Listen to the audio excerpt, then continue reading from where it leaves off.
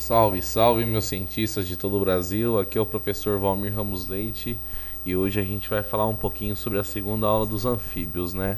É aqui que a gente vai falar um pouquinho de metamorfose, assim como da parte anatômica, principalmente sistema circulatório.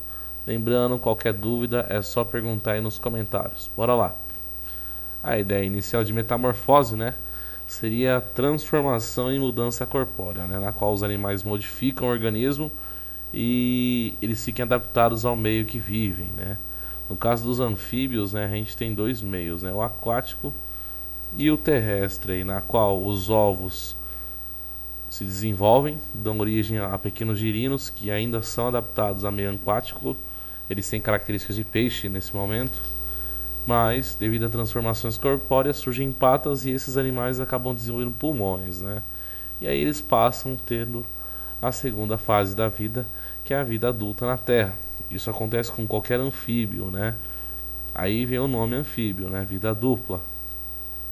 Uma outra coisa importante sobre esses animais: a reprodução deles é sexuada e corte, né? Ou seja, eles chavecam as fêmeas. Macho e a fêmea se acoplam, macho solta espermatozoide em cima dos ovos da fêmea, ou seja, não há, desculpa falar a palavra, fecundação interna, né? Como funciona? Basicamente, os machos cantam para as fêmeas ou fazem algum tipo de cortejamento. Após o macho conquistar a fêmea, ambos vão para a água ou próximo à água, dependendo da estratégia do bicho em outro lugar. O macho estimula os ovários da fêmea com a mãozinha. Quando a fêmea soltar os ovos, automaticamente ele solta os espermatozoides por cima dos ovos e fecunda os ovos dela, né? Na verdade, aqui você está vendo algumas imagens desse processo acontecendo, né? Lembrando sempre, anfíbios não fazem fecundação interna, né? E o legal dessa ideia é que aqui, já nesse grupo, né, você tem a corte, né, que é bem comum nas aves e nos mamíferos aí, né? Aí uma outra cena dos anfíbios na água já. Lembrando sempre que nem todos vão para a água, no caso alguns eles produzem processos que protegem os ovos, né? Alguns anfíbios também colocam ovos em folhas, né? A ideia é que os ovos sempre tem que ficar úmidos, né? E o legal desses dos anfíbios, não só sapos, rãs e perecas, é que eles são bem adaptados nesse processo. Em relação ao coração, o coração desses animais tem 3 buracos, né? Não é o melhor de todos, né? É um coração formado por 2 átrios, né? E um ventrículo, ele não é tão bom, por isso que esses animais ainda têm a característica de ter sangue frio. E em relação ao coração desses animais, né? Você tem o átrio esquerdo, né? E logo em seguida aí o átrio direito. E se vocês observarem embaixo, vocês percebem que não existe um septo intraventricular dividindo os dois ventrículos, né? Como você tem nas aves e mamíferos, né? O que faz com que o sangue venoso e arterial se misturem. Isso gera sérios problemas para esses animais. Essa imagem aqui mostra bem a interligação do pulmão com o coração, né?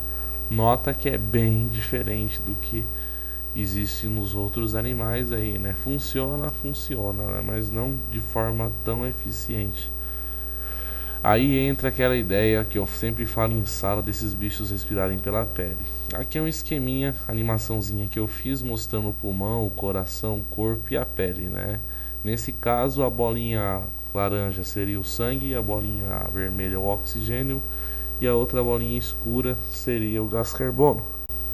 Em sequência, né, você vê que o sangue ele pega o gás carbono do corpo e o fluxo segue e leva esse sangue com gás carbono, né, que é o sangue venoso, do átrio. O átrio vai contrair e o átrio vai empurrar o sangue venoso para o ventrículo. Aí o ventrículo contrai e esse sangue vai para o pulmão, né? Quando chega lá, o gás carbono é eliminado e o sangue pega em sequência o oxigênio, como você vê na imagem aí.